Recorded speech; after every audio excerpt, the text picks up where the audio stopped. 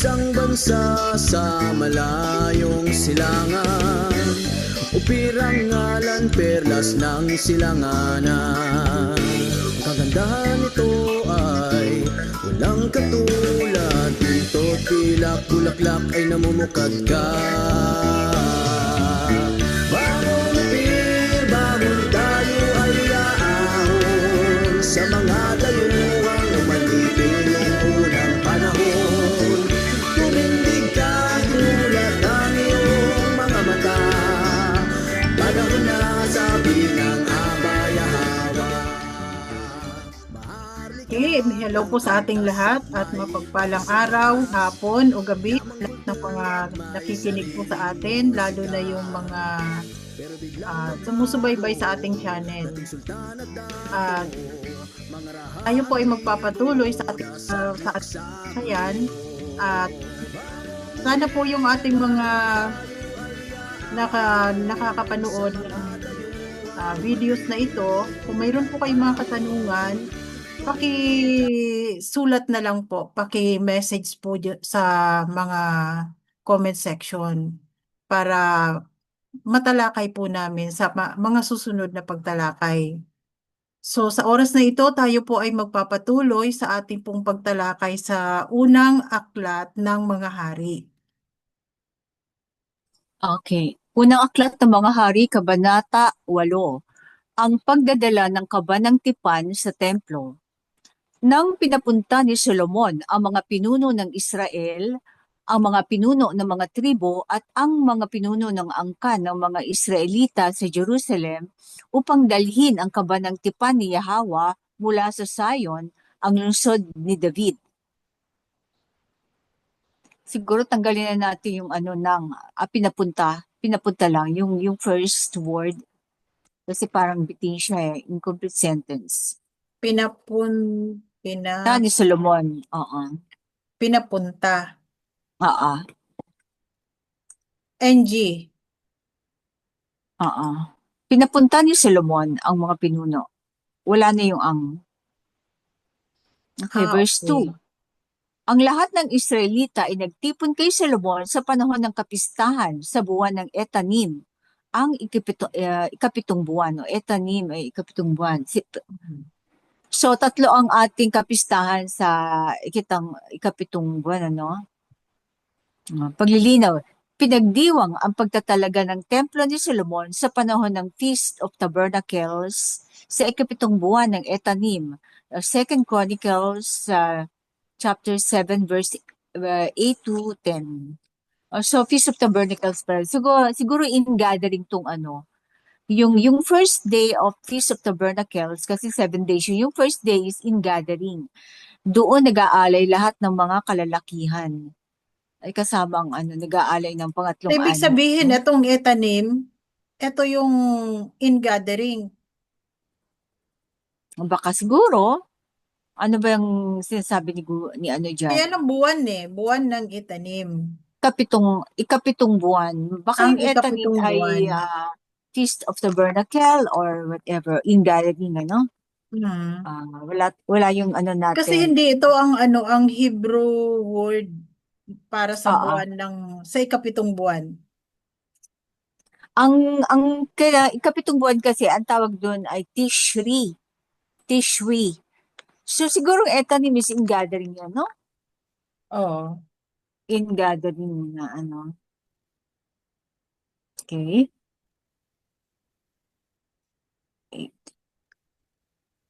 Okay. Yun nga sis, ang tawag, yung Etanim ay ang Hebrew word sa ikapitong buwan. Kaya lang ibang Hebrew. Oo. Atanayam kasi, Atanayam. Ano yun? Ang tawag sa 7th month, Atanayam. So, saan naman yan? Sa Hebrew word, Hebrew calendar. So, Atanayam ang Hebrew. Ang Paleo-Hebrew, Atanayam. So, dito ikinuha itong Etanim sa Atanayam. Okay. So, Atanayam, yung Paleo-Hebrew, yung Etanim is Modern Hebrew. Oo, Modern Hebrew. Baguhin natin Atanayam. Oo, Atanayam itong nakalagay sa Paleo Hebrew. Atanaya. How do you spell it? Atanayam. As is. Oo, as is. Atanaya. Atanayam. Okay. Okay. Atanayam. So, yun sa Second Chronicles, kailangan Atanayam din yan. Pero Oo. sis, pag binago natin kasi ang kailangan baguhin natin lahat. Ang Di ba? anong Kasi magiging katulad tayo ng nasa norte.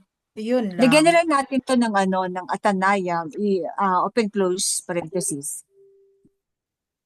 Open close parenthesis, etanim. Oo. Atanayam. So i-retain natin yung etanim. Oo, kasi English yan eh. Okay. I-retain natin yung English, lagyan na lang ng Tapos, Atanayam, bracket pati na lang Hebrew. natin ang Atanayam. Bale, parenthesis. Kasi naka-bracket na yung So, yung sa loob niyan, parenthesis.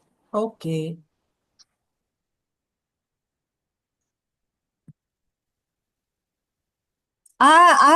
Binago mo sa binago mismo. Kasi ako sa Hmm. paglilinaw ko inalagay.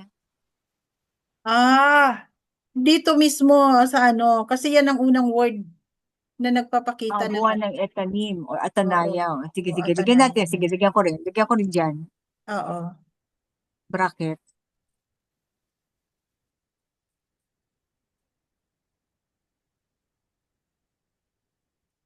Okay. So, dalawa yung nilagay ko atanayam. Mm-mm.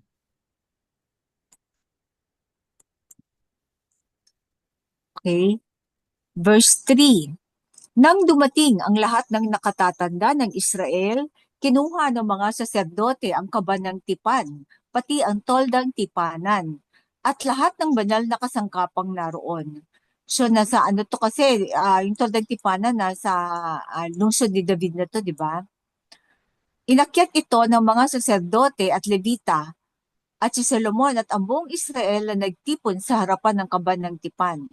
Kasi ang City of David kasi bandang south side siya ng Temple Mount, yung Mm. templo ng Alahayam.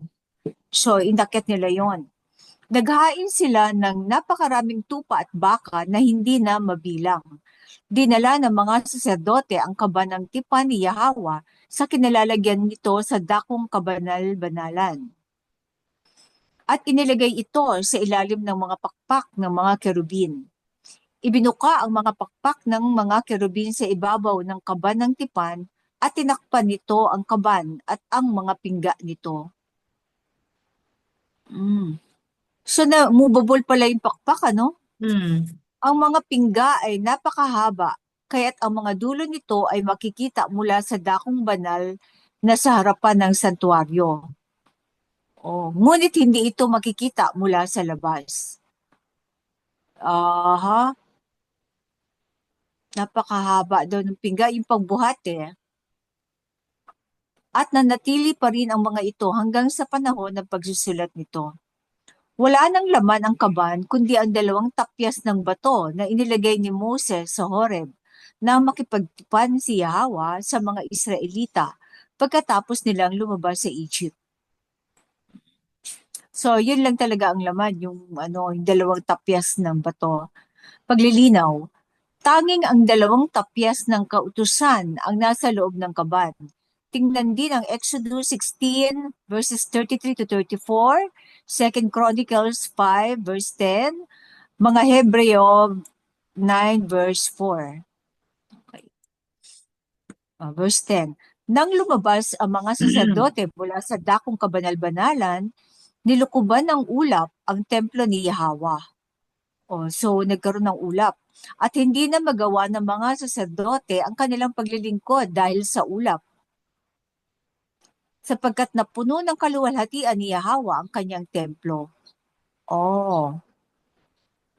Sinabi ni Solomon, sinabi ni Yahweh na siya ay mananahan sa makapal na ulap So, iniremind din Solomon yung sinabi ni Yahweh. So, sa makapal na ulap talaga, nagkukubli, ano? At ngayon ay itinayo ko ang isang marilag na bahay para sa iyo, isang tahanan na iyong pananahanan magpakailanman. Habang nakatayo ang buong kabulungan ng Israel, humarap ang hari at binasbasan sila. Sinabi niya, purihin si Yahweh ang alahayam ng Israel na sa pamamagitan ng kanyang sariling bibig ay nangako kay David na aking ama at tinupad ito ng kanyang kamay. Sapagkat sinabi niya, mula nang ilabas ko ang aking bayan na Israel mula sa Egypt, wala akong piniling lungsod sa alinmang tribo ng Israel upang pagtayuan ng bahay para sa aking pangalan. Ngunit pinili ko si David upang mamuno sa aking bayang Israel. Nais ni David na aking ama na magtayo ng templo para sa pangalan ni Yahweh, ang alahayam ng Israel. Ngunit sinabi ni Yahweh kay David na aking ama, mabuti ang nasa iyong puso na magtayo ng templo para sa aking pangalan. Ngunit hindi ikaw ang magtatayo nito, kundi ang iyong anak na mula sa iyong sariling katawan. Siya ang magtatayo ng templo para sa aking pangalan. So ito yung mula sa iyong sariling katawan. 'Di ba parang ito yung magmula sa sariling katawan ni Abraham? Parang ganun, 'di ba? Oo. Binasbasan na yung mga Oo. descendant ni Abraham. Hindi Mm. pa nga man siya nagkakaanak, binasbasan niya ang kanyang descendant. So parang ganito rin ang nangyayari kay David. Binasbasan niya yung magmumula sa kanyang katawan. At tinupad ni Yahweh ang kanyang salita. Ako ang humalili kay David na aking ama at naupo sa trono ng Israel, gaya ng ipinangako ni Yahweh.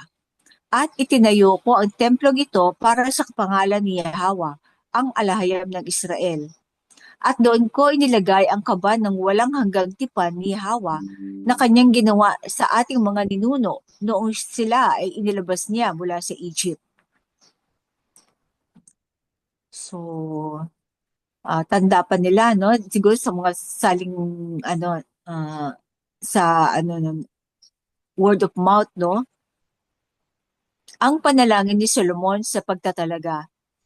Tumayo si Solomon sa harapan ng altar ni Yahweh sa harap ng buong kapulungan ng Israel. Itinaas niya ang kanyang mga kamay patungo sa langit at sinabi, Ama naming Yahweh, alahayam ng Israel, wala kang katulad sa buong kalangitan at kalupaan. Ikaw ang tumutupad ng tipan at ng kabutihan sa iyong mga lingkod na buong puso na lumalakad sa iyong mga daan. Tinupad mo ang ipinangako mo kay David na aking ama. Sa pamamagitan ng iyong bibig ay iyong sinabi, at sa iyong kamay ay iyong tinupad, gaya nung ngayon. Ngayon nga, Yahweh, alahayam ng Israel, tuparin mo ang ipinangako mo sa iyong lingkod na si David, na aking ama, nang sabihin mo, hindi mawawalan ng tao mula sa iyong angkan na uupo sa harap ko sa trono ng Israel kung iingatan lamang ng iyong mga anak ang kanilang lakad at lalakad sa harap ko gaya ng ginawa mo. At ngayon, Yahweh alahayam ng Israel, ipaabot mo nawa ang katuparan ng iyong pangako kay David na aking ama. Ngunit talaga nga bang ang alahayam ay mananahan sa lupa?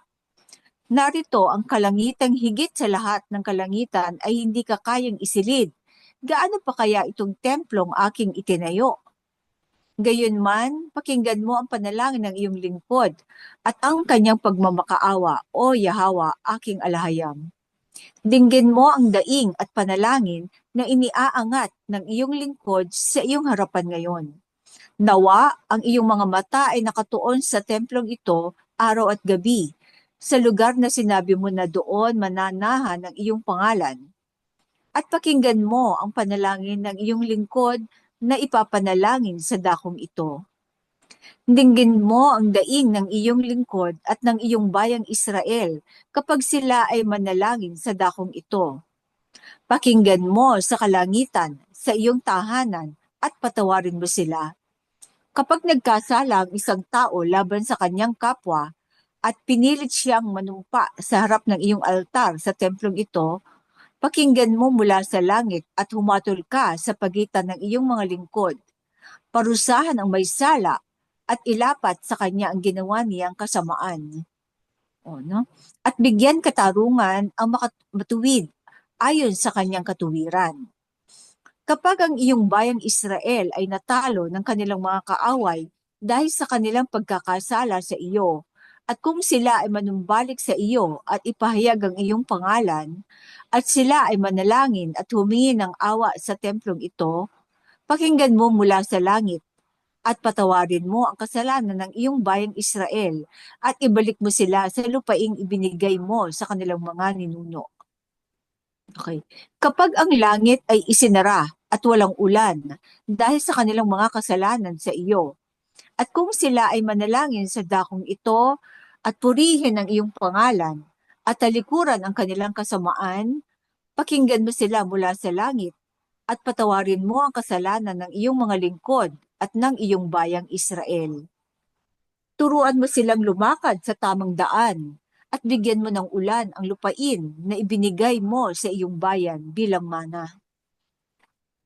Kapag may tagutom sa lupa, salot, pagkalanta ng mga pananim, salot ng mga balang at tipaklong, o kung kukubin sila ng kaaway sa alinmang lungsod o anumang salot o karamdaman ang dumating.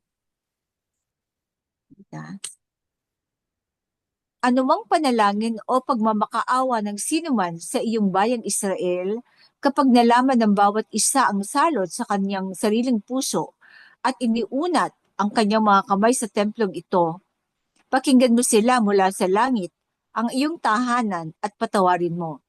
So iuunat lang pala nila yung kanilang kamay papunta sa patungo sa templo at manalangin. Pwede silang pakinggan, no? Gumawa ka ayon sa lahat ng hinihiling ng bawat isa, sapagkat ikaw lamang ang nakakaalam ng mga puso ng lahat ng tao. Upang sila ay matakot sa iyo sa lahat ng araw na sila ay naninirahan sa lupaing ibinigay mo sa aming mga ninuno. So lahat ito ay may condition, di ba? Yung pagsunod.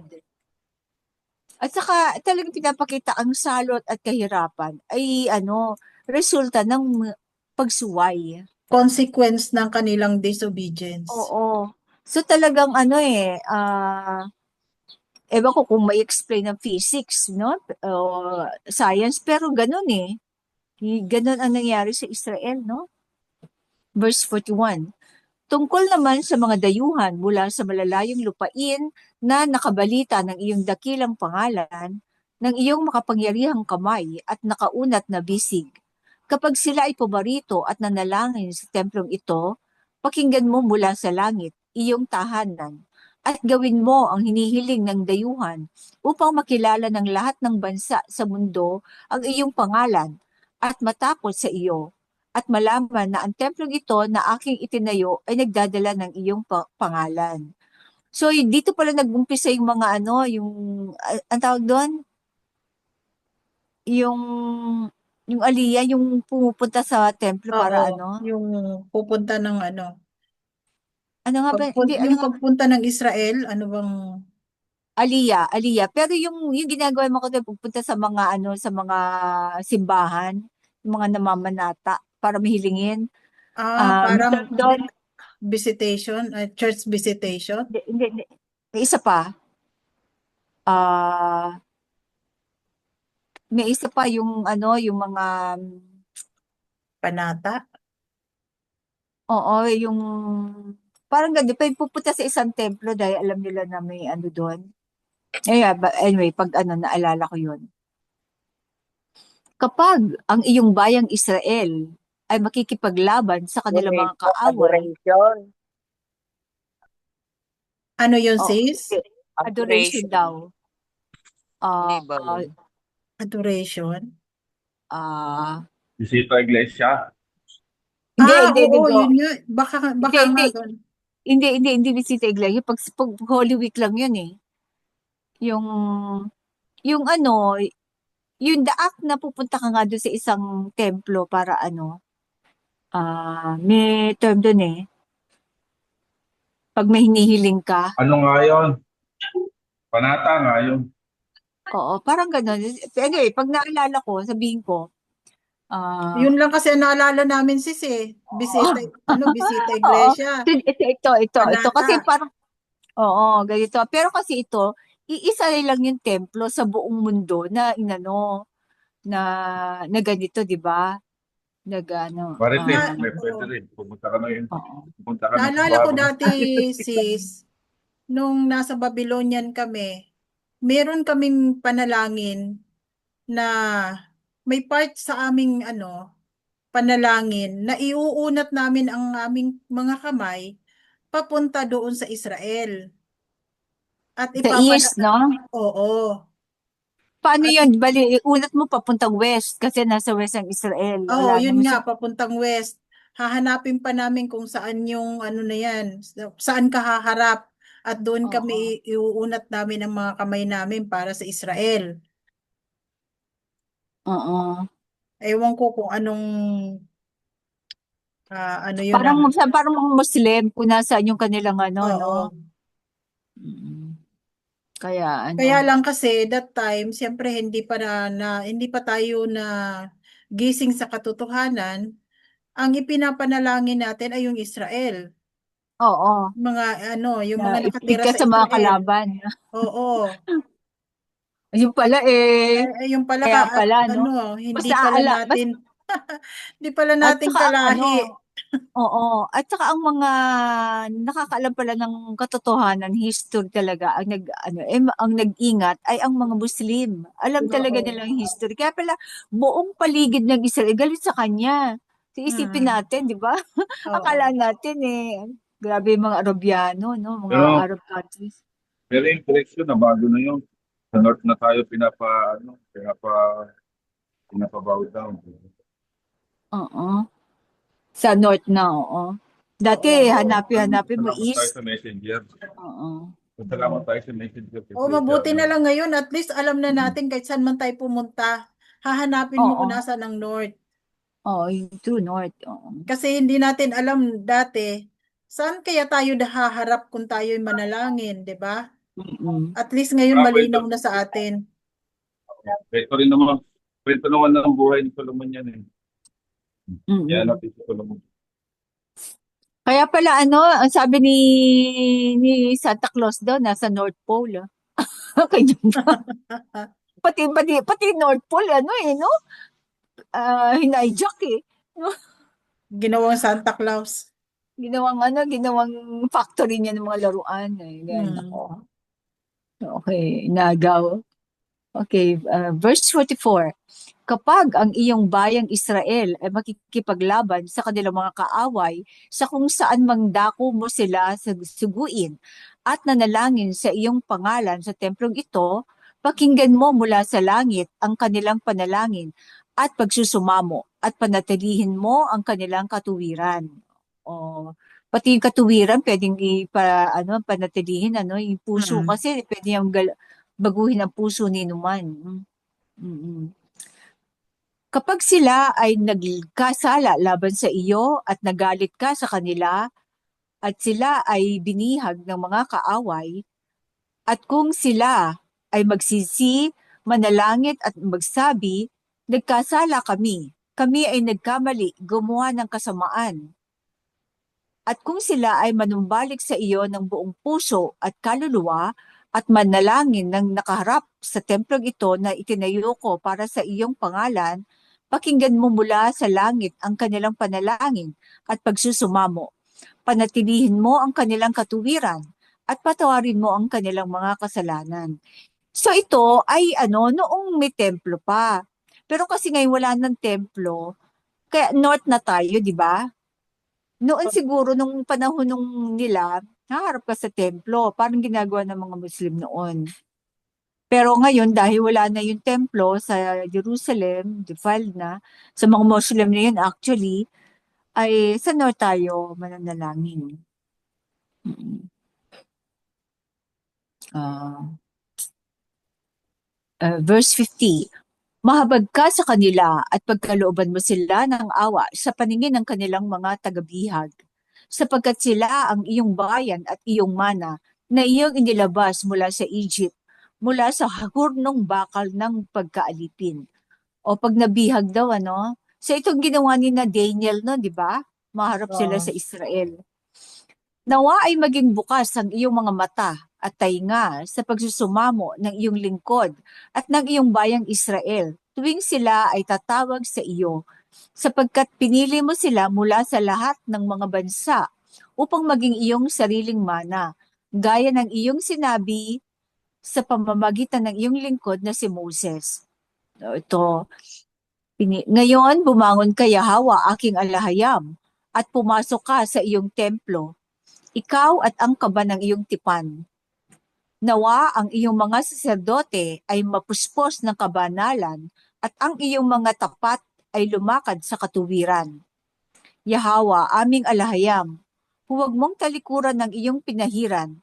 Alalahanin mo ang kandakilang pag-ibig na ipinangako mo sa iyong lingkod na si David. The 2 Chronicles 6, verses 41 to 42.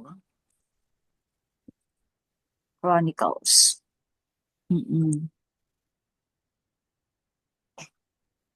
Okay. May katanungan. So, parang welcome party ang ginawa nila dito, no? Sa gathering, welcome party sa Alahayam. Inauguration ng templo. Oo, dedication nga ng temple. Oo. Paano kasala kayo? Ano nga ba yun? Nasa dulo na ng dila ako yung internet. Anyway, verse 54. Ano yung pilgrims? Yun! Pilgrim! Mm. Pilgrimage! Oh, Pero gusto talaga. Salamat sa sa term. pilgrimage. Oo, Oo, yun ang pilgrimage. kaya nagpipilgrim sila para may panata o may hiningi sila. So, yun yung pilgrimage kasi nung panahon na ng Catholic so ginagawa niya mga shrine, ganyan, di ba? Pag meron kang hihingin, ginawa nila mga simbahan. Pilgrimage. Okay. Malaking talaga yun, yung mga shrine na yun, Oo. Malaking Negosyo. Negosyo. pagliligaw sa katotohanan. Kasi Mm-mm. dapat iisa lang ang lugar na ating kung saan nakatuon ang ating Kung saan ang panalangin. nanahan. Oo, saan kung saan nananahan ang nananahan. alahayam. Oo. Ngayon, nung dumating Maraming branches nga. Marami ng branches. Catholic, kung saan na nagkaroon ng shrine, doon na tayo nakatuon. Oo. Yung branches niya, no? Oo. May mga Pero among branches Muslim, na. At di ba, mayroon pang mayroon once a pang year. specific.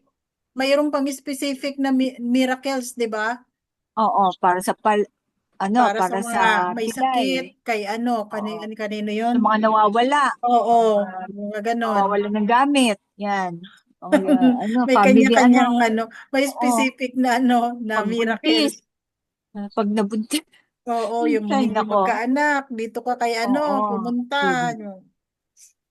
Oo. Ang dami, no? Na distraction sa panalangin. Tapos marami ngayong branch out. Negosyo. Okay, verse 54. Nang matapos ni Solomon ang lahat ng panalangin ito at pagsusumamo kay Yahawa, tumayo siya mula sa harap ng dambana ni Yahawa, kung saan siya ay nakaluhod na nakaunat ang mga kamay sa langit. Tumayo siya at pinagpala ang buong kapulungan ng Israel ng malakas na tinig na nagsasabi, "Purihin si Yahawa na nagbigay ng kapahingahan sa kanyang bayang Israel, gaya ng kanyang ipinangako. Walang isa mang salita ang nabigo sa lahat ng mabubuting pangakong ibinigay niya sa pamamagitan ni Moses na kanyang lingkod. Nawa si Yahawa ating alahayam ay sumaatin gaya ng kanyang pagsama sa ating mga ninuno. Huwag niyang hayaang tayo ay iwan o talikuran. Nawa ay ipihit niya ang ating mga puso sa Kanya upang lumakad tayo sa Kanyang mga utos at sundin ang Kanyang mga tuntunin at batas na ibinigay sa ating mga ninuno. Nawa ay ang mga panalangin ito ay manatiling malapit kay Yahweh araw at gabi upang kanyang panatilihin ang katuwiran ng kanyang lingkod at ng bayang Israel ayon sa pangangailangan ng bawat isa.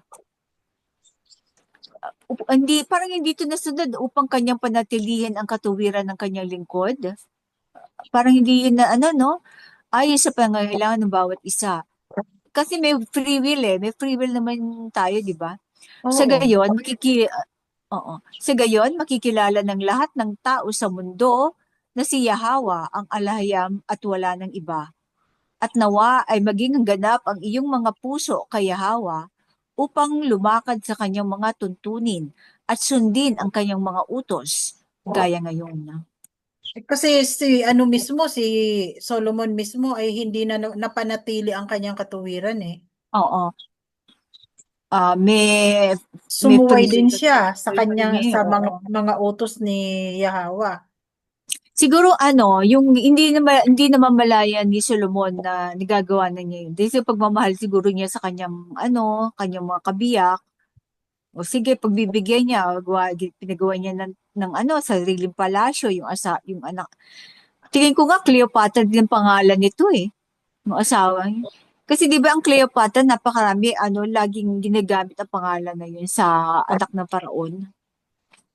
Tapos siguro hindi niya sa pagbibigay lang niya doon sa kanyang asawa pati yung idolo nun nabibigay niya. Nagselos tuloy ang alahayang. Oh. Hindi niya paunti-unti padahan-dahan ang Pero isa pa dito yung pilgrimage na yan ay hanggang ngayon natutupad pa ng mga ng mga Muslim. At least once in their lifetime ay makapunta sila sa Mecca. 'Di ba ganun sila ka-faithful sa mga kanilang sa kanilang kultura. Oo. Yun nga lang, mali nga lang yung nila sa doon, 'di ba? Yung rock. Yung Di ba sa kanila ang sila, sa kanila yung dome, ayan ba yun? yung black box. Kasi nga 'di ba na-corrupt din sila? Na-corrupt din sila yung ano ba yung malaking rock, black box? Mika. Mika ang tawag, sis? Sa Mecca, oo. Mecca. Oo. Once in their lifetime. Ano Kaya nga ba may yung tawag? special sila. Ano nga ba yung tawag doon sa nila, yung church nila? Yung malaking Oo, Kaya yung nga may special sila sa DFA, 'di ba? Pag Muslim ka, pag-aanhin ka doon. Pero marami kasing branch ang Muslim mosque, oo nga pala, mosque. Oo. Mga mosque nila. Tapos nag-aano sila counterclockwise ba? Clockwise? Hindi ko lang alam. Parang counterclockwise. Okay, ang pag-aalay ng templo. Verse 62.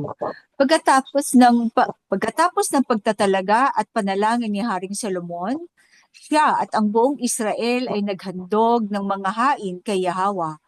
At ang apoy ay bumaba mula sa langit at tinupok ang mga handog. Galing Nang makita ng mga tao ang apoy mula sa langit, sila ay nagpatira pa sa lupa at nagpasalamat kay Yahweh na nagsasabi, dakila siya, ang kanyang pag-ibig ay magpakailanman. Kasama sa mga handog pagsasaluhan ang 22,000 baka at 120,000 tupa at kambing. Sa tapat ng mga Levita ay naroon ang mga saserdote na tumutugtog ng mga shofar kasama ng iba pang mga panugtog. Sa ganitong paraan, itinalaga ni Haring Solomon at ng buong Israel ang templo ni Yahweh. Ang dami ito, 12 no? Oo. 12 tribo, kaya ganun kadami. At siguro, siguro sis, kung sa natural na paraan natin, ay Ang tagal nito kasi napakaraming burnt offering, 'di ba? Siguro ano to, handog Pero dahil pagsasaluhan ng bumaba eh. ang apoy Ano to, mula sa langit at tinupok ang mga handog. So, araw-araw may birth offering sila. napakabilis lang siguro na na natupok yung kanilang mga handog kasi napakarami nito eh. Oo. Pero ito si itong itong yung fellowship offering kasi itong kakainin nila buong kapistahan. Hmm, So yung syempre 12 tribo yon. Parang pang ginawa natin dati, di ba? oo. Fellowship offering every day meron. Tapos in grande yung last day dapat ganoon. Kaya hindi kaya kapag tatagay ito karami. Parang isang Pero buong yung bansa yung burnt pinapakain mo eh. offering nila, 'di ba napakarami din ng burnt offering nila? Kung ilang Oo. baka yon, ilang Oo. ram? Pero mas marami yung fellowship, syempre kasi Oo, kasi kakainin nila yung ipapakain nila yan sa buong sambahayan eh. pero kasi meron na silang hindi pwede umpisa yung umaga at gabi na birth offering. Meron na, no? Kasi Parang meron na eh. Feast of Tabernacle to, 'di ba? Oo. So daily ang So, 8 kanilang araw yan. 8 ang araw yan. offering, 8 days. Mm-mm. Pero siguro yung parang, yung yung unang sin offering para sa templo. Yan, at saka pala, birth offering para sa templo, Mm. nagtupok agad. Okay, verse 64. Sapagkat ang tansong altar na nasa harapan ni Yahwa ay napakaliit upang paghandugan ng mga handog na susunugin, handog na pagkaing butil, at taba ng mga handog pagsasaluhan, kaya't itinalaga ni Haring Solomon ang gitnang bahagi ng looban sa harap ng templo ni Yahwa upang doon ihain ang mga ito. So ito ay nagkaroon ng sa loob ng temple ground. Oo. Doon niya inilagay sa gitnang bahagi ng looban. O, ng courtyard. Looban is courtyard eh. Siguro hindi sapagkat dahil ang tansong altar, siguro dahil ito. Hmm. Hindi sapagkat. Oo. Kasi hindi naman tayo sumasagot sa tanong eh. Ah,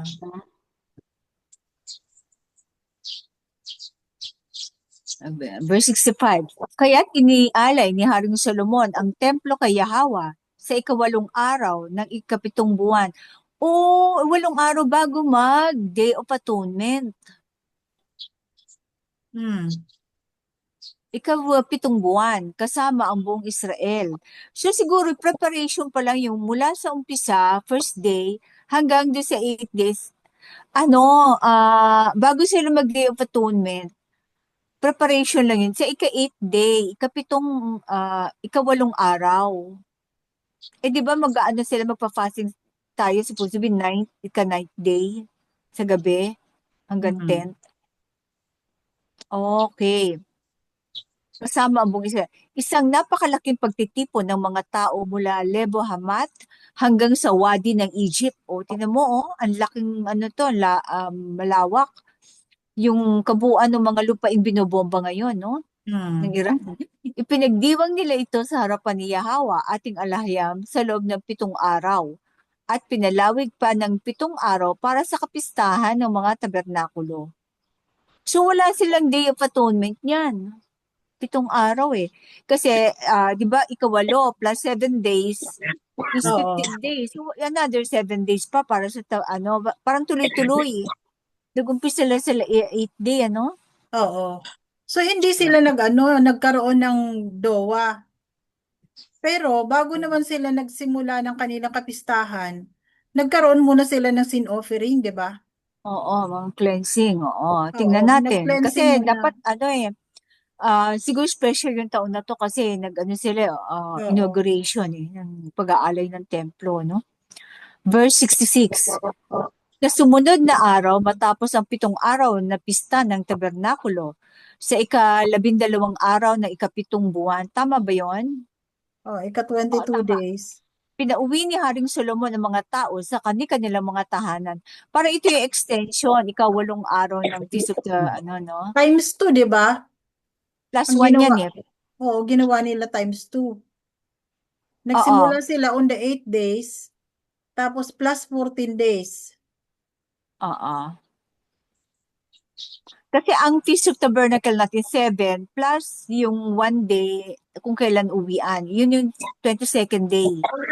15, 16, 17, 18, 19, 20, 21. So hanggang 21 ang Feast of Tabernacle. Yung 22, yan yung may convocation Oo. uli, Parang tapos parang tinapos muna bye-bye. nila, so 21 days, tinapos nila yung Feast of Tabernacle. Tabernacle, oo. Tapos yung Oo. ika-22 day, doon tayo umuwi, Oo. nagliligpit ng mga Ika-22 tolda. days na Oo, tsaka pinauwi. ano, Oo. parang Holy Convocation din yan eh. Oo. Pinauwi ni Haring Solomon ang mga tao sa kanilang mga tahanan.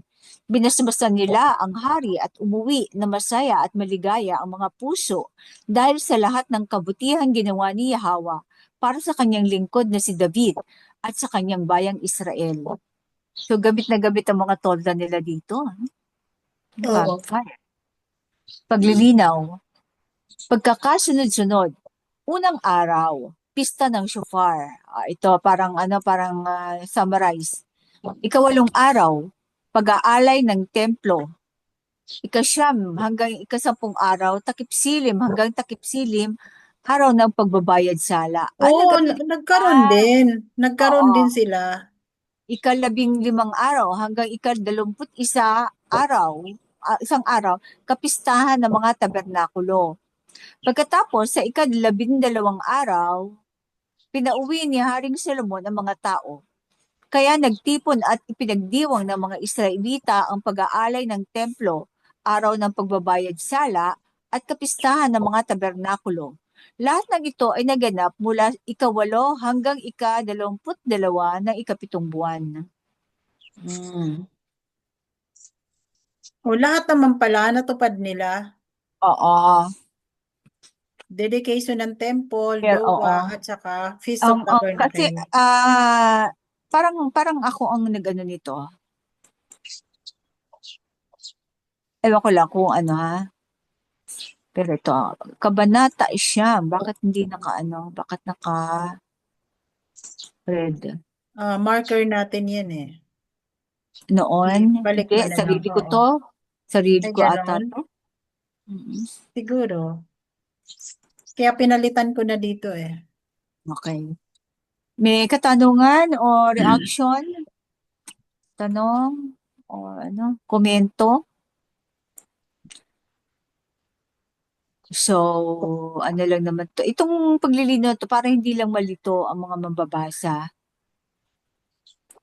Kasi hindi natin alam kung mauulit yan. Di ba? Sa panahon natin, di ba? Okay, Kabanata Siyam. Ang muling pagpapakita ni Yahweh kay Solomon. Nang matapos ni Haring Solomon ang pagtatayo ng templo ni Yahweh at ng palasyo ng hari, at natupad ang lahat ng kanyang minimithi, muling nagpakita si Yahweh sa kanya, gaya ng pagpapakita niya sa Gibeon. So, ibig sabihin, sa usok uli. Sinabi ni Yahweh sa kanya, narinig ko ang panalangin at pagsusumamo na ginawa mo sa aking harapan. Pinabanal ko ang templong ito na itinayo mo at inilagay ko ang aking pangalan doon magpakailanman. Ang aking mga mata at ang aking puso ay laging naroon. Tungkol naman sa iyo, kung lalakad ka sa harap ko ng may katapatan at kabutihang loob at susunod sa katuwiran tulad ng ginawa ng iyong amang si David at tutuparin ang lahat ng aking mga utos, batas at tuntunin, itatatag ko ang iyong trono sa Israel magpakailanman, gaya ng ipinangako ko kay David na iyong ama ng aking sabihin, hindi ka mawawalan ng tagapagmana sa trono ng Israel. Ngunit kung ikaw at ang iyong mga anak ay tumalikod sa akin at hindi susunod sa aking mga utos at tuntunin at sasamba sa mga idolo, ayan, aalisin ko ang Israel sa lupaing ibinigay ko sa kanila At itatakwil ko ang templong ito na aking pinabanal para sa aking pangalan. Ayun. Nangyari nga. Hindi lang sila pinaalis, tinakwil pa ang Oo. templo. Kaya wala na talaga yung templong yun. Hmm. Okay. So, gagawin ko ang Israel na kasabihan at paksa ng panunuya sa lahat ng bansa. Ayan na, nangyayari na. At ang templong ito ay magiging bunton ng guho. Lahat ng dadaan ay masisindak at magsasabi, bakit ginawa ni Yahweh ang ganito sa lupaing ito at sa templong ito? At sasagot ang mga tao, sapagkat tinalikuran nila si Yahweh na kanilang alahayam, na naglabas sa kanilang mga ninuno mula sa Egypt, at sumamba at naglingkod sa mga idolo. Kaya dinala niya sa kanila ang lahat ng kapahamakang ito. So, noon pa lang ay may prophecy na ang alahayam, ano? Hmm. Kaya Ay, kumbaga parang napakatagal nila na nawala ng hari oo. Pero ibig sabihin, dahil sa pagsuway. hindi pa rin nakinig si Solomon. Alam na pala niya Oo. sabagay, talagang magaganap eh. Kaya nga hindi yung pangako sa kanya ng alahayam ay hindi kumbaga conditional, Oo, conditional. hindi buo. Kapag may Mm. consequence, May pag consequence. kaliwa o Oo. kanan, siya pa rin mamimili, Oo. Pagbaga,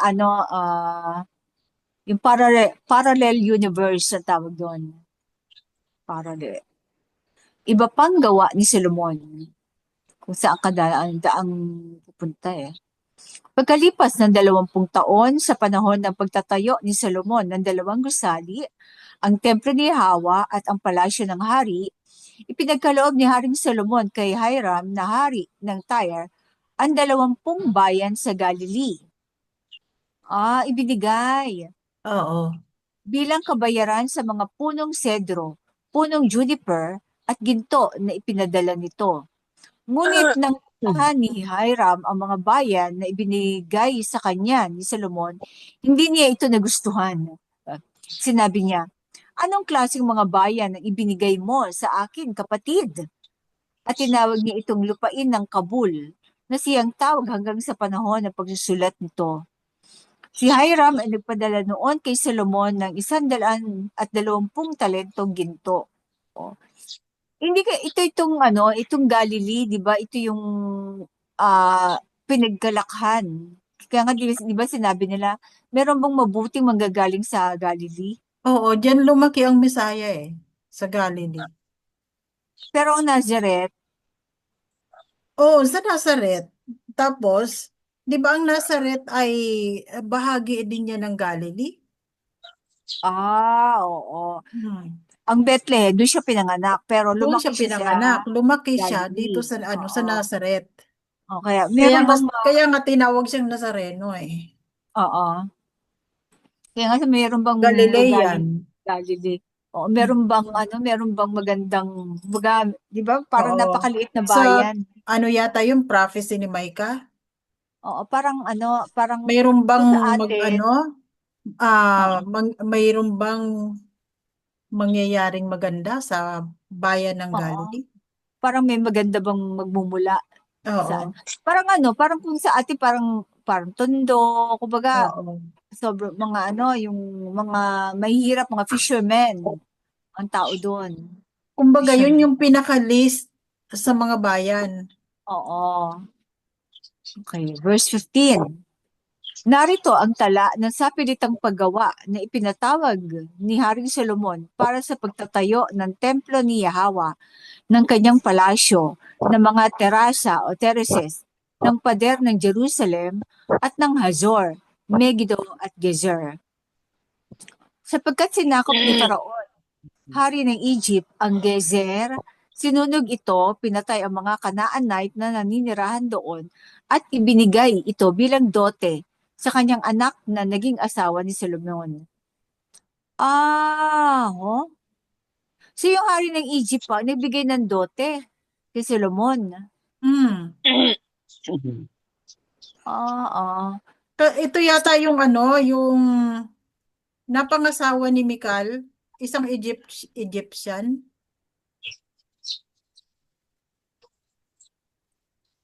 Diba? Si So, yung Mikal? anak, oo. Ay, hindi to. Yung Hindi anak pala ah. anak ni Solomon. Di ba napangasawa ni Solomon yung anak ng Egyptian? Pero ibig Oo. sabihin, yung Egyptian pa nagbigay ng dote. Ah, Hindi, anak ata ay ni hindi pala. Si, Solomon. si Solomon ang nagbigay ng dote kay, sa Egyptian. Oo.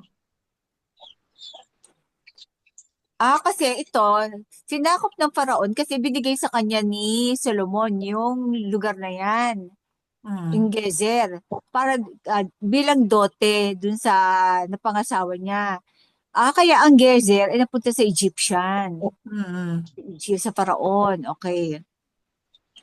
Naging asawa ni Solomon. Kaya't itinayong muli ni Solomon ang Gezer, pati ang mababang Bet-horon, Baalat at Tadmor sa ilang na bahagi ng kanyang lupain. At gayon din ang lahat ng kanyang mga lungsod na imbakan at mga siyudad para sa kanyang mga karwahe at kabayo. At lahat ng nais niyang ipatayo sa Jerusalem, Lebanon at sa buong nasasakupan ng kanyang kaharian. Hindi tin mo parang yung Faraon ang nagbigay ng dote kay Solomon eh. Hindi kaya dahil hari si Solomon? O baka naman anak ni Solomon ang napangasawa nitong Egyptian. Oo. Anak Hindi, niyang babae. kanyang anak na naging asawa ni Solomon eh. Si Solomon ang binigay niya ng dote. Kaya nga nakipag-alyansa. Naging asawa ni Solomon eh. Yung asawa niya mismo na Egyptian, yung una niyang asawa, ito yung Gezer ang binigay sa kanya. Parang alyansa kumbaga. Hmm. So yung Egyptian ang nagbigay. Kaya dinevelop at gayon kaya itinayong muli ni Solomon ang Gezer. Kasi binigay sa kanya.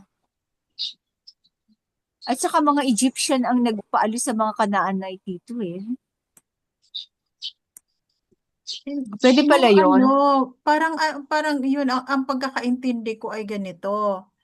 Si Solomon ay nakapag-asawa ng Egyptian. Oo, yung una niyang Nagbigay siya asawa. ng dote. Ang doteng binigay niya ay itong bayan ng Gezer. So napunta itong bayan ng Gezer sa mga Egyptian. Pero Tama ba? pero siya ang nagtayo uli eh. Kaya Oo, kaya itinayong nga. muli ni Solomon ng Gezer. Pero Pati ang kaya babang napunta dote. doon yung kaya nakatira doon yung mga Canaanite sa Gezer. Ipinapatay ni Solomon itong mga Canaanites na nakatira doon. Kaya itinayo niya ulit ang Gezer.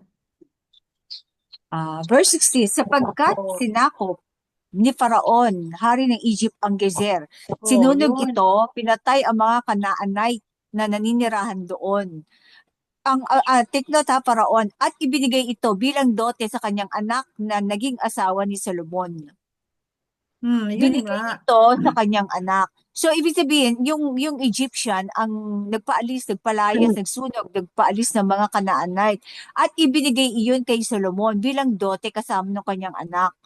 So, ang Egyptian ang nagbigay kay Solomon. Kaya, itinayong muli ni Solomon ang Gezer. Kasi binigay sa kanya eh. Pati ang mababang Bet, Oo nga. Horon, Pero Baalat mga at nakatira Tadmor. doon ay Canaanite. Nung una. Oh. Nung una. So, ibig sabihin, pwede pala, this time, ang nagbigay ng dote ay yung yung Faraon.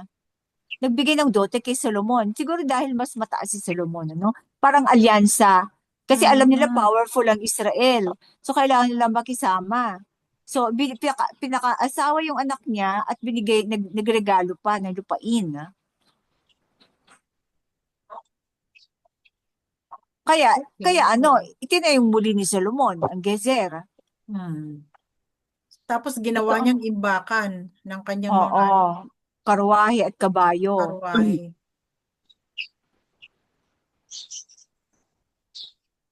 at lahat ng nais niyang ipatayo sa Jerusalem.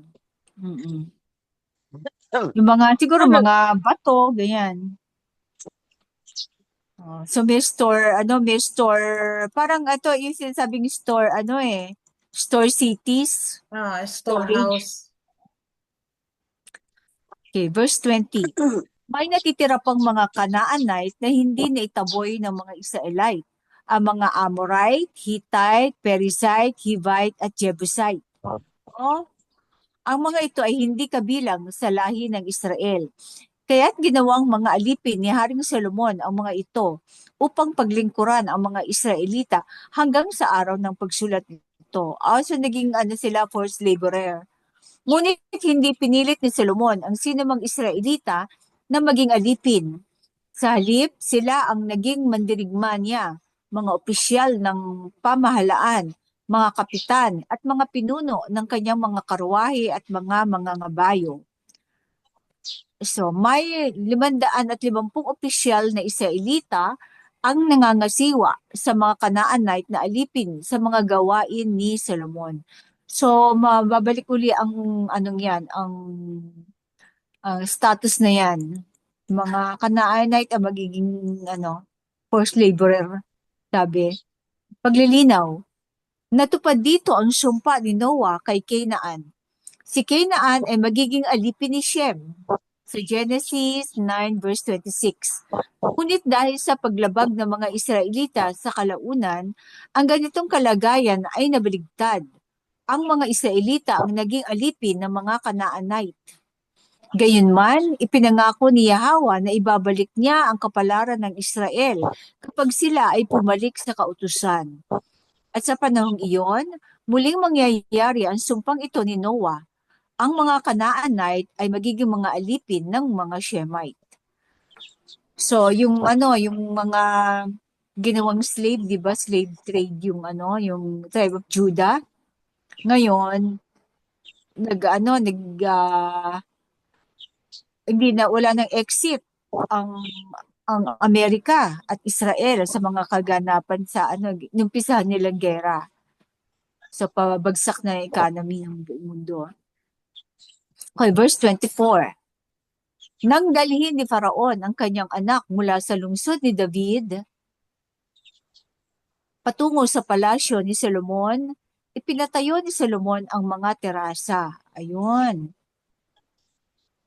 So yung Faraon ang nagdala dun sa di ba pansamantala nanirahan doon ang anak ng Faraon sa lungsod ni David. Then itinransfer sa palasyo ni Solomon. Terasa. Alam ko kasi yung meron niyang walkway mula sa palasyo papunta sa templo. Noon pa man may walkway na, no?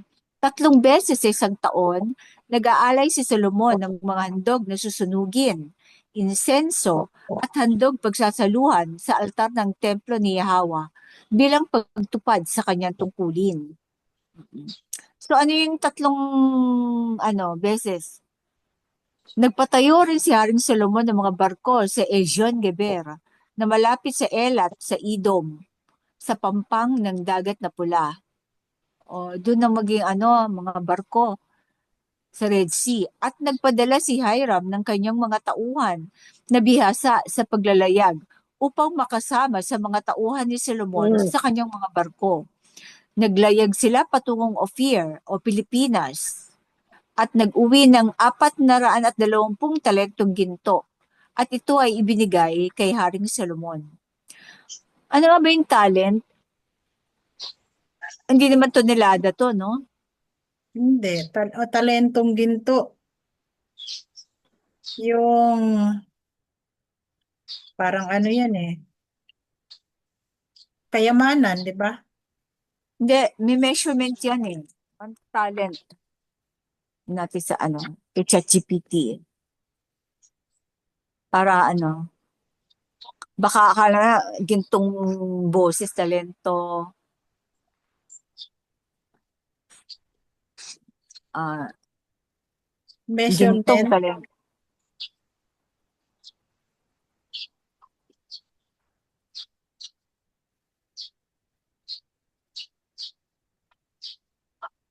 Malaking unit ng timbang at halaga ng ginto.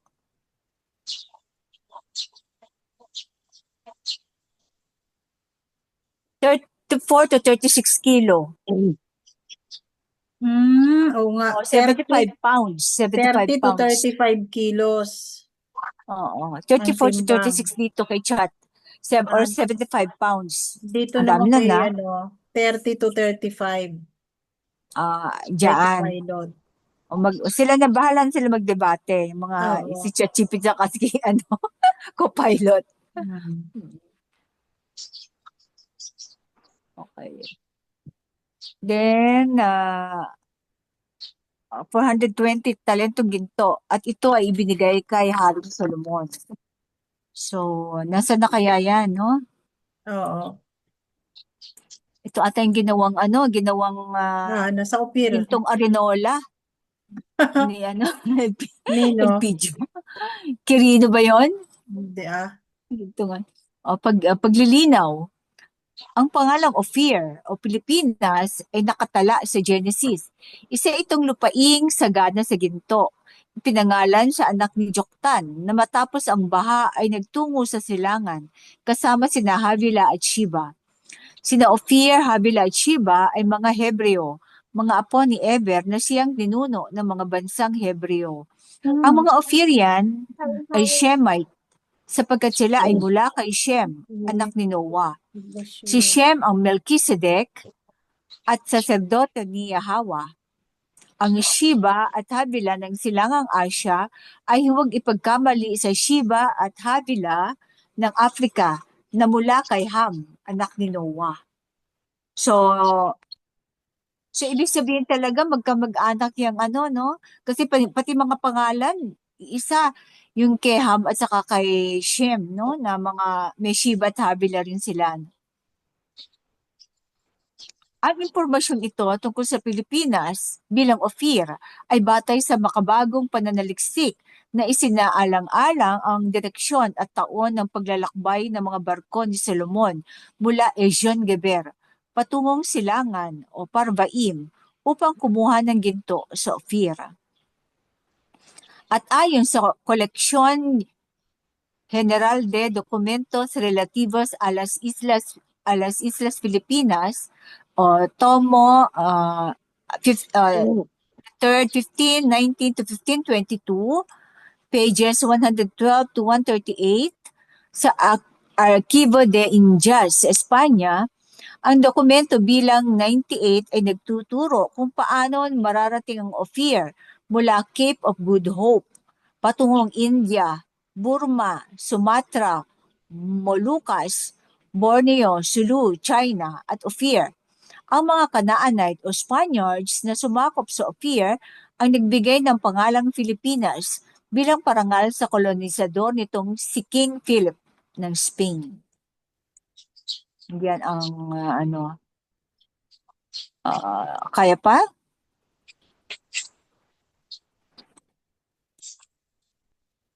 Pwede pa sis. Isa pa.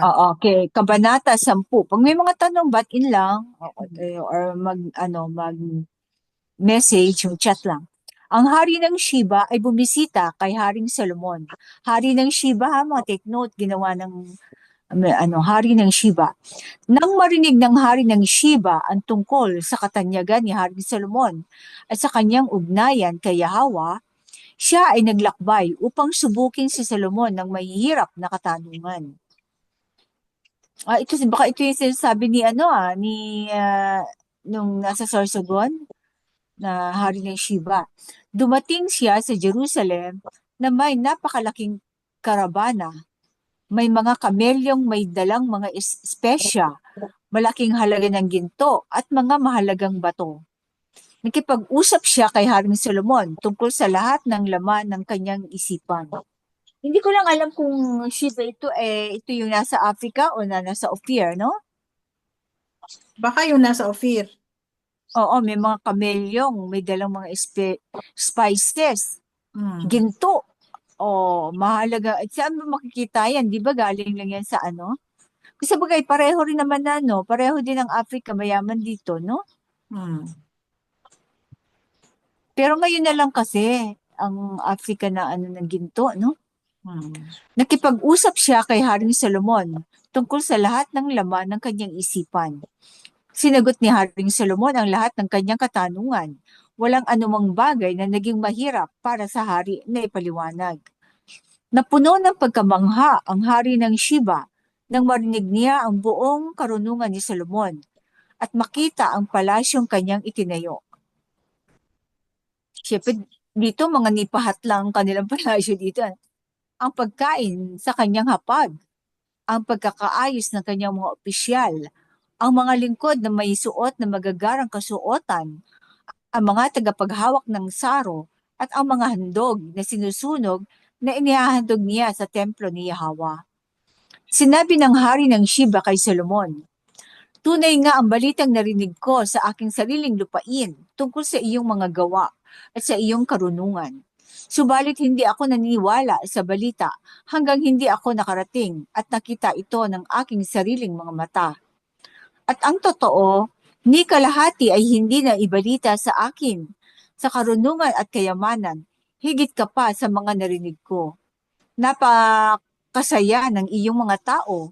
Napakasaya ng iyong mga lingkod na palaging nakatayo sa harap mo at nakikinig sa iyong karunungan. Purihin si Yahweh na iyong alahayam na nalugod sa iyo at nagluklok sa iyo sa trono ng Israel. Dahil sa walang hanggang pag-ibig ni Yahweh sa Israel, ginawa kaniyang hari upang ipatupad ang katarungan at katuwiran. At siya ay nagbigay kay Haring Solomon ng 120 talento ng ginto, napakaraming espesya at mga mahalagang bato. Kailanman ay hindi pa muling nakapasok sa Israel ang ganito karaming espesya gaya ng dinala ng hari ng Sheba kay Solomon. At ang mga barko ni Hiram ay nagdala ng ginto mula sa Ophir o Pilipinas at mula roon ay nagdala sila ng napakaraming almug na kahoy at mahalagang bato. Almug kaya, ano kaya itong almug? Baka ano narato, no? Hmm. Ginamit ng hari ang almug na kahoy upang gumawa ng mga haligi para sa templo ni Yahweh, para sa palasyo ng hari, at upang gumawa ng mga alpa at lirang pangmusika. Di ba sa Cebu, maraming gawa ng mga ano doon, ng mga gitara, violin, Oo. di ba? Kaya lang kasi ang tawag hindi almog, lumanog. Ano, Lumanog, lumanog. lumanog. Ano yun, Nara? Basta yun ang tawag nila sa ginagawang Kahoy. gitara na kahoy. Lumanog, almug. Lumanog. Parang pareho, no? Oo. Tsaka tingin ko of year to kasi, ang Africa is malapit lang through Egypt, malapit lang yun. So talagang balita talaga si dito, si Saul. Unlike ng Ophir na malayo, talagang nakabalita lang every 3 years, di ba? Dahil dun sa mga sa barkong tingin mo, kadugtong dito yung barko ni Hiram. Idudugtong nila, di ba? So parang may kasamang clue kung sino to yung Shibang to, no? May kaladugtong na clue na kailanman ay hindi pa nakikita sa lupa yung ganitong dami ng almug na kahoy mula ng araw na iyon. Tandaan, ang almug o algum tree ay ang Nara. Ito na pala eh. Oh, yan na pala. Tandaan, Nara, ang oo. pambansang puno ng Ophir o Pilipinas. Ano na to Ang mensahero na to ang naglagay. Binigyan din ni Haring Solomon ang hari ng Sheba ng lahat ng kanyang ninanais at hinihingi, bukod pa sa mga kaloob na galing sa hari. At siya ay bumalik sa kanyang sariling bayan kasama ang kanyang buong karabana. Karaban talaga. Ang kayamanan at kapangyarihan ni Haring Solomon. So siguro kaya kaya nagkaroon ng idea ang 10 tribo kung saan sila pupunta. No? Oo. Dahil dito sa hari ng Sheba. Alam nila kung sino mag-aano sa kanila. Ibig sabihin, hindi alam nila na hindi pagnanasaan ang kanilang kayamanang bitbit kasi mayaman din tong hari ng Sheba. Diba? Kamag-anak pa, di ba?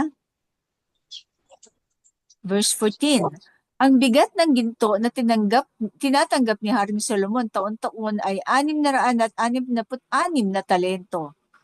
Hindi pa kabilang ang mga kita mula sa mga mangangalakal at negosyante at mula sa lahat ng mga hari ng Arabia at mga gobernador ng lupain. So wala pa yung mga tribute ng bawat probinsya. Gumawa Kaya si Solomon ng tingnan dalawang mo to kaya minasama nila ang ibig sabihin nitong 666 oo. para hindi pag-interesan ang ginto, no? Hindi natin alam. Baka binago nila din itong 666. Hindi matter yan. No? Oo. Maari nga, tama yung mo. Ito yung original ng 666, no? Oo. Verse 16. Gumawa si Solomon ng 200 malalaking kalasag na yari sa pinukpok na ginto. 600 siklo ng ginto ang ginamit sa bawat isa. Tingnan mo, Gumawa rin siya ng 300 maliliit na kalasag na yari rin sa pinukpok na ginto at 3 mina ng ginto sa bawat kalasag. Inilagay ng hari ang mga ito sa palasyo, parang dekorasyon ng palasyo. Gumawa rin ang hari ng isang napakalaking trono na may balot na garing at tinakpan ng pinong ginto. Ano nga ba yung garing? Yung pearl? Yata. Yung hindi ba yung marble? Garing. Marble ata to. Parang marble itong garing na to. Oo. Ang trono ay may 6 na baitang at ang likuran ay may bilog na hugis. Sa magkabilang gilid ng upuan ay may mga sandalan at may tig-isang leon sa tabi ng bawat sandalan. May 12 leon na nakatayo sa 6 na baitang, tig-2 sa bawat baitang. Wala pang nagawang ganito sa alinmang kaharian. Lahat ng mga saro ni Haring Solomon at ang lahat ng kagamitang pangbahay sa palasyo ay yari sa dalisay na ginto. Wala ni isang mangyayari sa pilak sapagkat sa panahon ni Solomon, ang pilak ay itinuturing na walang halaga. Mayroon siyang hukbong dagat na Tarshish na kasama ang mga barko ni Hiram. Ang hukbong dagat na Tarshish kasi mga talaga to mga magagaling sa paggawa ng mga barko. Hindi kaya ito yung mga yung mga Muroami. divers natin. Muroami siguro sis. Oo, yung ang tawag dito, Badyaw. Mayroon siyang hukbong dagat na Tarshish na kasama ang mga barko ni Hiram. At minsan, tuwing 3 taon, dumarating ang hukbong dagat ng Tarshish na may dalang ginto, pilak, garing, unggoy at mga paboreal. Galing nga yung yung mga marble natin. 'Di ba? Oo. Higit na mas dakila si Haring Solomon sa lahat ng mga hari sa lupa, sa kayamanan at karunungan. Ang buong mundo ay naghahangad makarap si Solomon upang marinig ang karunungang inilagay ng alahayam sa kanyang puso. Taon-taon, ang bawat dumarating ay may dalang handog, mga kagamitang pilak at ginto, kasuotan, sandata, espesya, kabayo at mga mola. Nagtipon si Solomon ng mga karwahe at mga kabayo. Siya ay may 14,000 karwahe at 12,000 kabayo na inilagay niya sa mga lungsod para sa mga karwahe at sa Jerusalem na kasama niya. So meron siya mga lungsod na para lang sa karwahe. Ginawa ng hari na parang batong nagsisiksikan ang pilak sa Jerusalem at ginawang kasindami ng mga sikomoro sa kaburulan ang mga sedro. Ang mga kabayo ni Solomon ay inaangkat mula sa Egypt at Q. Binibili ng mga tagapamahala ng hari mula sa Q ayon sa kasalukuyang halaga. Isang karwahe mula sa Egypt ay nagkakahalaga ng 600 siklong pilak at isang kabayo ng 150. At sila rin ang nagluluwas nito sa lahat ng mga hari ng mga Hittite at mga hari ng mga Aramean. So, naging trader siya ng kabayo, isa sa kanyang income. Tapos, ginawa niyang parking lot ang mga syudad. Yung parking lot. So, ito ang salita ng Alahayang, Halalwaya Alahayang. Yada. Yada. May mga reaction. Tingin niyo po ba mababalik ba sa atin ang mga yamang yan? Nasaan na nga Wala na kaya iba. yung mga lahat ng mga ginto ni Solomon? Iba na, Kasi ibalik na lahat daw. ng lahat ng kanyang mga gamit sa bahay, Ha? puro ginto. Ako? Ano? Sandali, ma.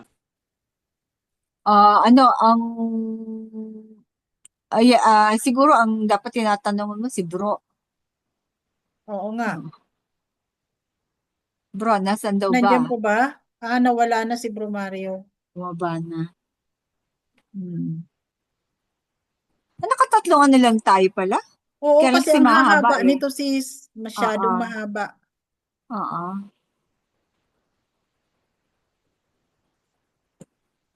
So, angkop na dito na music ay ang Bangon of Fear.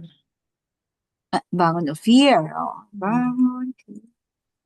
Katulad ng kagabi. Tama. Oo. Of Fear.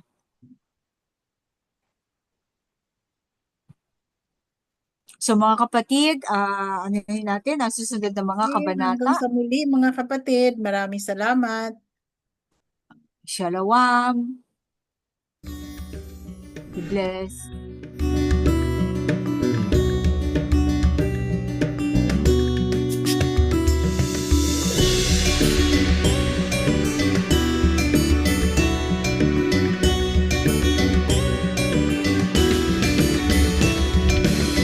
May isang bansa sa malayong silangan, upirang ngalan perlas ng silanganan. Kagandahan nito ay walang katulad, dito pilak bulaklak ay namumukad ka. Bangon upir, bangon tayo ay aahon sa mga dayuhang umalipin ng unang panahon. Tumindig ka, ginulat ang iyong mga mata, panahon na sabi ng abayahawa. Maharlika ng antas at may patas sa batas, yamang kultura at may sariling musika. Pero biglang nagbago, dating sultan at dato, mga raha at tribo nasadlak sa gulo. Bangon upir, bangon tayo ay aahon sa mga dayuhang umalipin ng unang panahon. Tumindig ka, ginulat ang iyong mga mata, panahon na sabi ng abayahawa. May isang bansa sa malayong silangan, upirang ngalan perlas ng silanganan. Kagandahan nito ay walang katulad, dito't pilak bulaklak ay namumukad ka. Bayang upir, lupang inirang, humayo ka at muli kang magnining. Panahon na upang maibalik mga alaala ng bansang upir.